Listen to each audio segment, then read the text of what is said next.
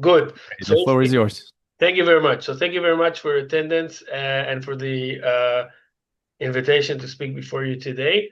Um, Artificial intelligence is one of the biggest challenges of mankind. AI allows us to decide, act, analyze, and to come to conclusions faster than ever. It's an artificial system based on learning patterns of human decisions and experience. And although strongly based on human experience, the deduction, the decision-making process is machine-based. This opens a range of moral and regulatory issues that we'll explore today in our talk. Israel, being one of the high-tech leading nation, is strong supporter of technology integrations. For the past 10 years or so, Israel is the world leader in the field of medical big data analysis and medical treatment. Since October 7th, 2023, a more intense usage of AI has been a part of our military decision-making process, identification of military target, and intelligence data analysis. AI is a huge component also in our education system and the system supporting elderly citizens in Israel. Progress, however, has its challenges, and this is why I think it's important to have conferences like the one we have today and research projects as the Pasman University is now undergoing. The fact that these decisions and executions are machine-based and not man-based raise both moral and regulatory questions. An additional important question would also be who controls these machines?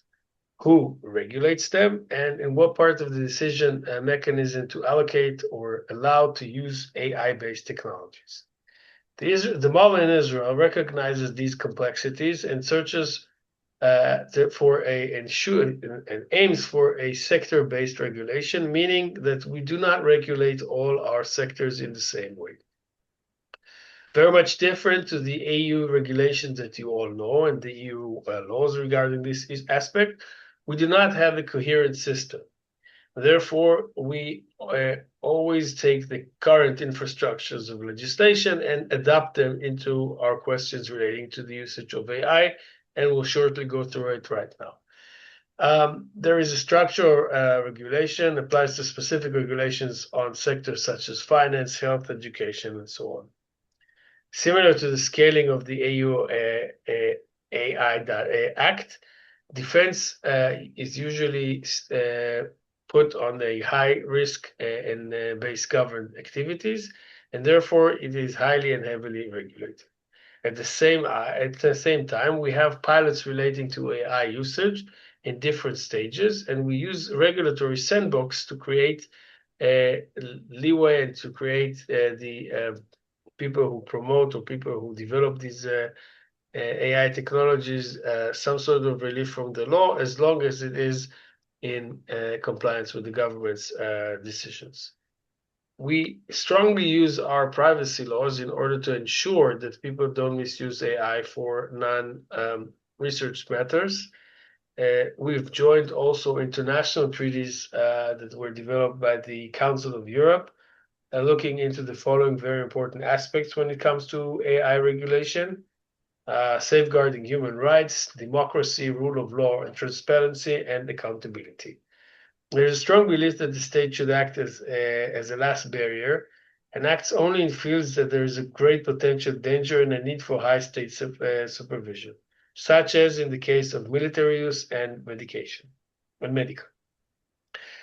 The less regulations we have, the more progress can we achieve, the better AI becomes, and the more we can learn of that AI. That is, again, why we usually go back and kind of look into scaling and making sure that we find the appropriate measures of regulations in order to support or continue to support and allow AI research to develop. Of course, we have to deal with important moral hazards that deal with AI development, especially in the case of warfare and intelligence.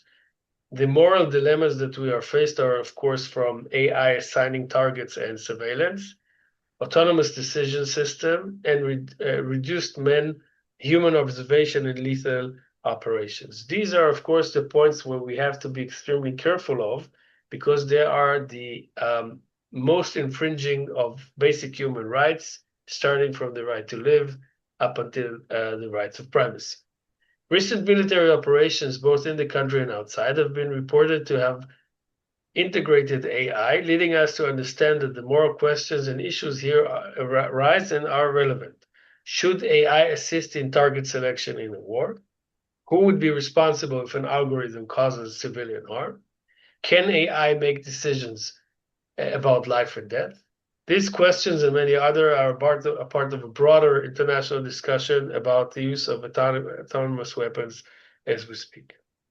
Mass surveillance, collecting of personal data, lack of transparency, and in these technologies raise many constitutional questions. The challenge is to see the balance between national security needs and civil liberty and privacy rights. Without transparency and a clear protocol as to the AI decision-making process, the right of equality and the prevention of discrimination might be infringed. Therefore, these topics lay in the center of the Israeli regulatory interest. Transparency is a key concern, as many AI systems are black boxes.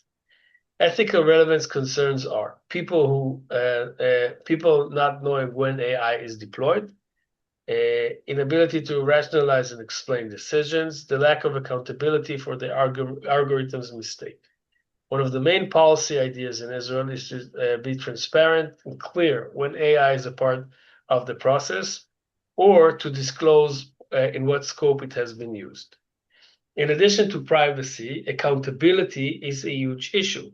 Who is responsible when AI causes harm or damage to a third party? If we don't clarify this question, of course, we take the chance of dealing with an unthinkable moral hazard that we cannot, as a society, accept or pay for. We can identify 4 possible people who might be accountable for AI mistakes: program developers, companies deploying AI, governmental agency using the tools, or the end users. Whereas there is no specific legislation regarding AI in Israel, general liability legislation is applicable. Legislation dealing with the protection of privacy, negligence, customer protection laws are the most efficient tools to deal with our questions. Thus, one is left with the following dilemmas. Too much regulation from one end means that we're slowing down the startup ecosystem and the development of our society. Too little regulation, we risk ethical harm and public disruption. So in order to kind of bring down to kind of summarize the dilemmas and the topics that we're dealing with in Israel, I'd like to make the following concluding remarks.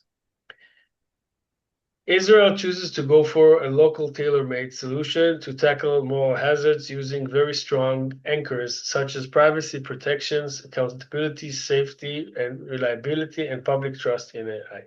This means that in every sector where AI is deployed, there has to be some sort of a very clear notification of how that AI was used, to what target, to what purpose, and what were the instructions that the algorithms were used for. When you have a very clear pattern of showing and displaying how AI or making sure that it's open to the public, how the AI has been used, it is easier to control and to make the needed checks and balances in order to see that core basic human rights are not infringed. We also follow the standards that were set by the OECD framework. We voluntarily follow these regulations, although this has never been really incorporated in our own local legal structures. And we try to follow also the instructions of the Council of Europe, especially when it comes to issues relating to protection of human rights.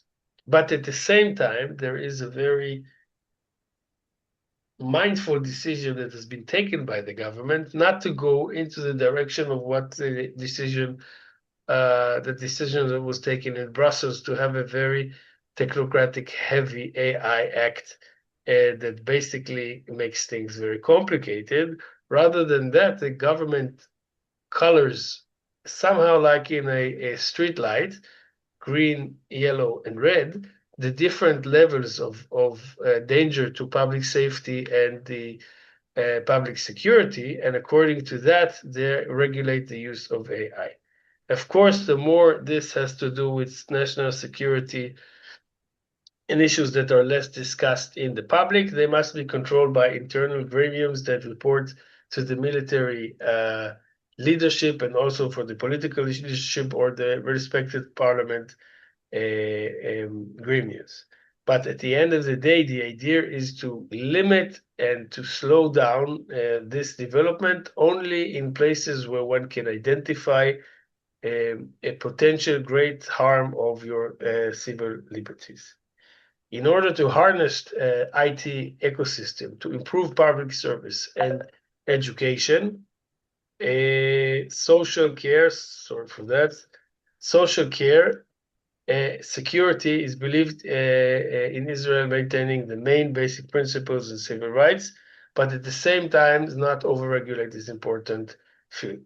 Just to conclude what I've been trying to present tonight is that there is always a very complicated balance between the idea or the need to save human life and to save and protect human rights, and at the same time not to make sure that we over regulate and in that way potentially harm the growth patterns and the possibilities to harness AI to help us.